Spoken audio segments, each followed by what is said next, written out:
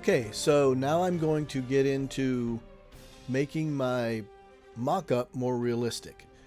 So far what I've done is I've brought in my MIDI files from Dorico into Cubase. I've got all of the tracks set up. I've got my folders set up. I've grouped the clarinets, saxophones, any multiple seated instruments, horns, trombones, trumpets, that sort of thing, into folders. And I've done a basic just balance a little bit. We've got all the track instruments set up here, connected to their channels over here. And we'll just give a quick listen to the basic setup.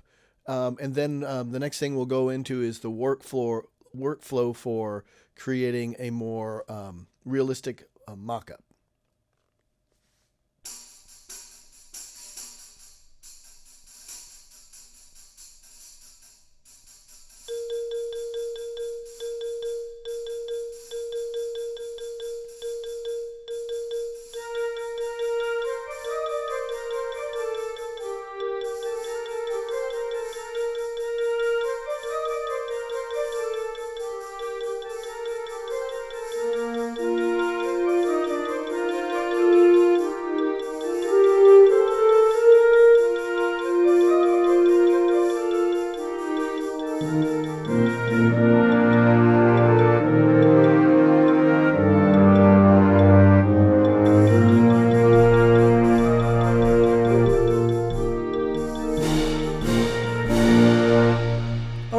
So we've got a basic sound.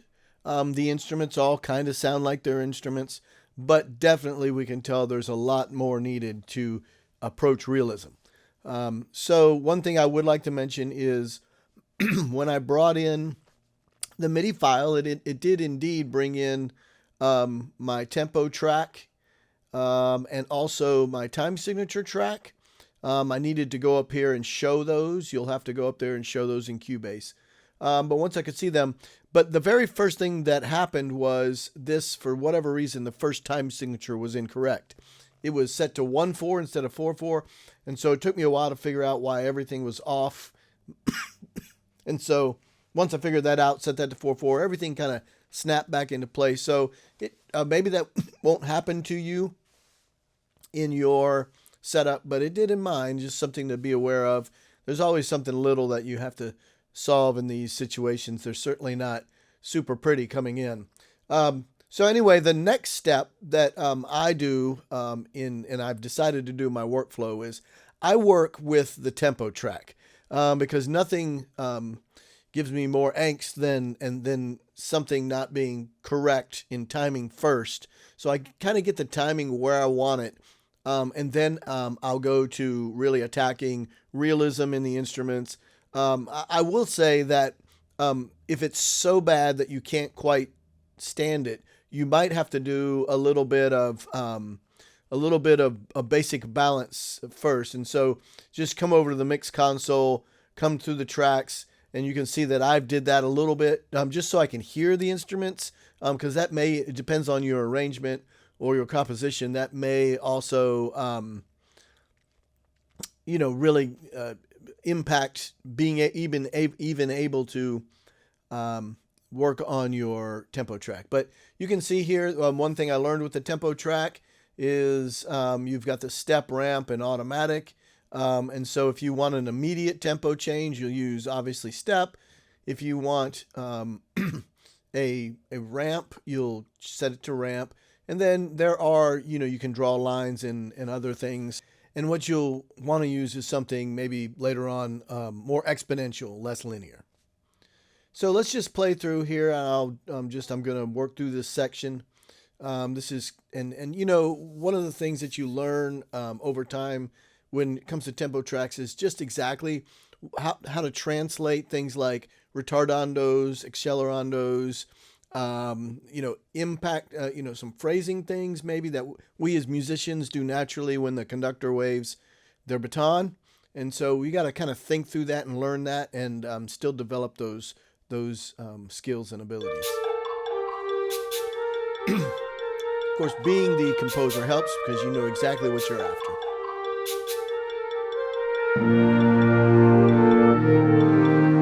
Going for a retardando here.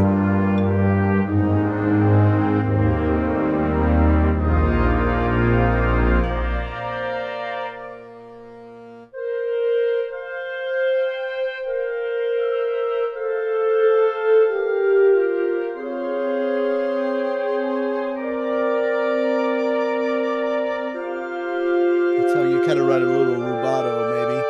Something you pull back a little bit.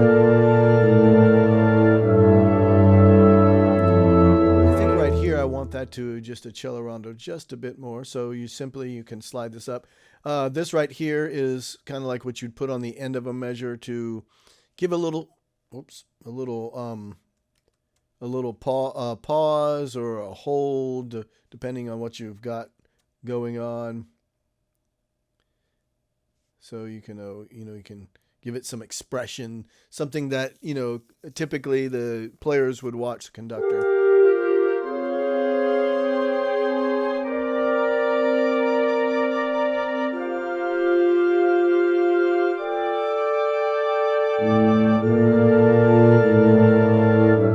I think I want this to grow even more, and then I'm gonna want to set it to ramp, and then so I'm gonna just have this maybe do it a little faster, and then a little see. You just gotta play around.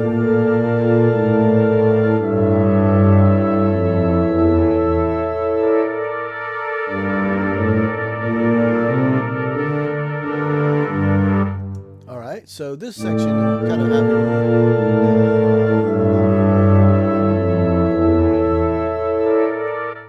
And so what's a little bit lost, and sometimes this might help, is you can come up and you can, I can't hear the bass clarinet, which has somewhat of an important part right there that is getting kind of lost. So I can just come over here to the bass clarinet and either turn that up, or even if I wanted to solo that section and see if and maybe turn some of the other instruments down.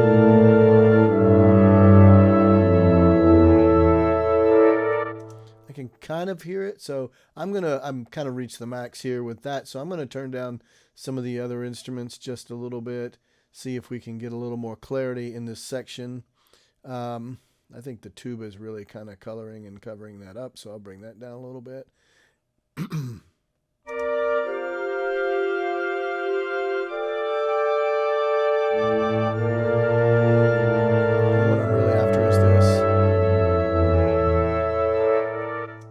Bum, bum, bum, right? So I want to kind of hang out there. It's a fermata in the music. So we'll just extend this even more and just see how far down we need to go to get it to be musical.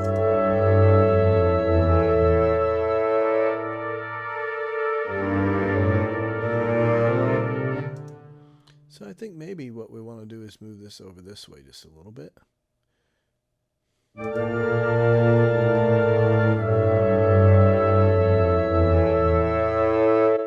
Well, that impacted the eighth note a little too much. So, and if you can't quite see your grid, you might expand it so you can see the subdivisions.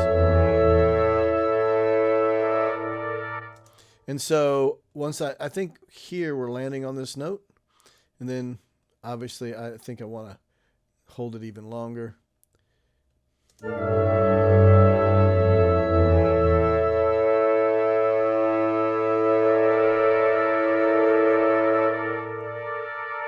All right, and so what happens, and so I'm gonna have to make a quick change here. So it da da da da be da da, and then the trumpets ba ba with a little, and we'll change the sound later on as we work through this, but it's a little muted sound. So I need to have this hold, but then I need the trumpet section, the part where the trumpets come in, with their rhythm to actually be in time. So we're gonna step this up here and see what this is like. In fact, let me change this to a step, just to do that.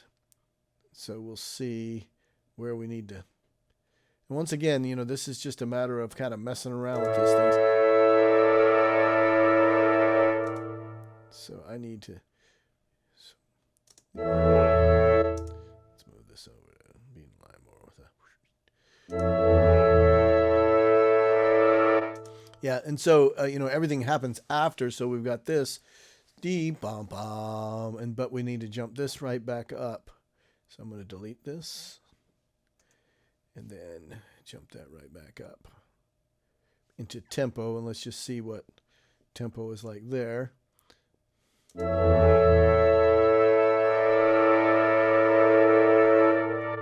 Yeah, so still not happening soon enough. So let's move all this way. And we'll move this way. So this way. You just have to get down into detail to really see. All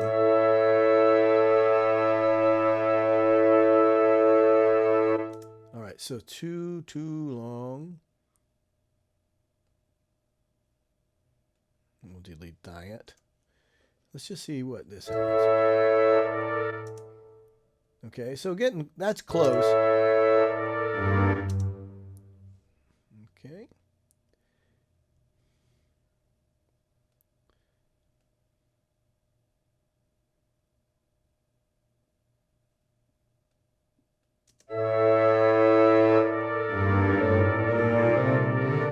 All right, so let me go ahead and give me a little more screen to work with. The now I've got to address what happens afterwards. So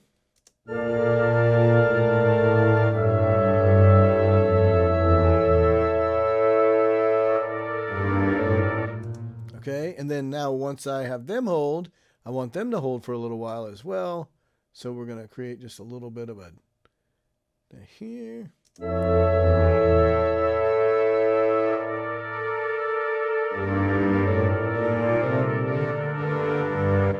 right, and then this tempo is a little too fast.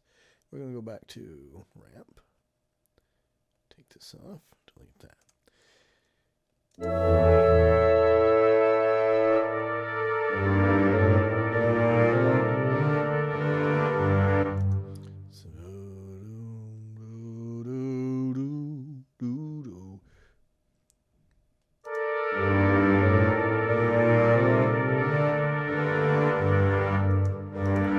All right, so that sounds a little mechanical still, but we'll with some other control changes and things that will also improve, because we're going to have this little lift, bottom, bottom, bum, bottom. You know what a player would do. So we'll have to address that through some other things as well, but.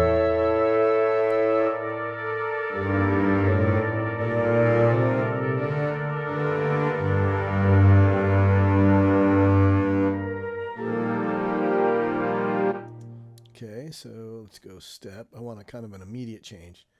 We'll delete this one. See what we got here.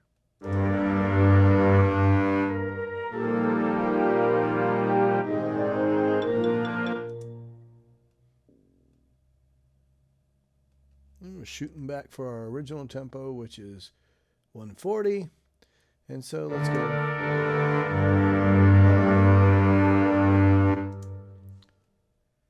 This might increase just a little bit here. Nope. I'm going to learn I need to learn or set a hotkey. I don't think there is a hotkey for this, but I will set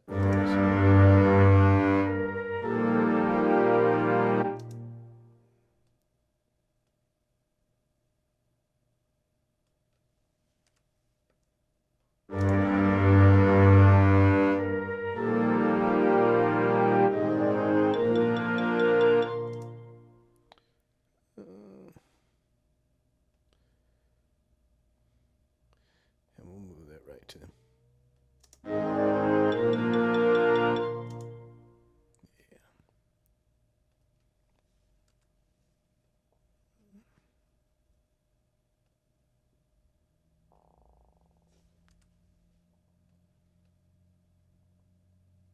$140.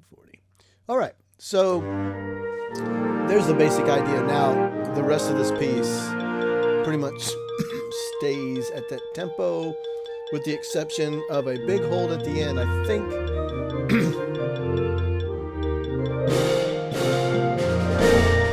course now my balance is a little bit out.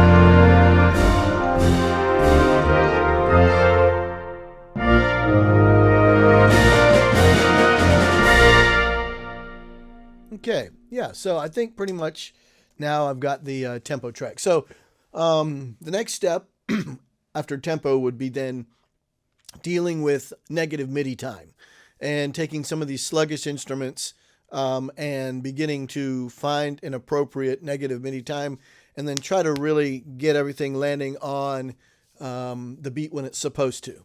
And then after that, we're going to get into really delve deeply into articulation. Now it's going to be back and forth after you kind of do some negative MIDI time. Might have to readjust some articulation, make some changes there. But once again, the very first step for me is to get this tempo map settled out. So that's, I'm going to get on to the other things, and I'll see you in the next video. Thank you.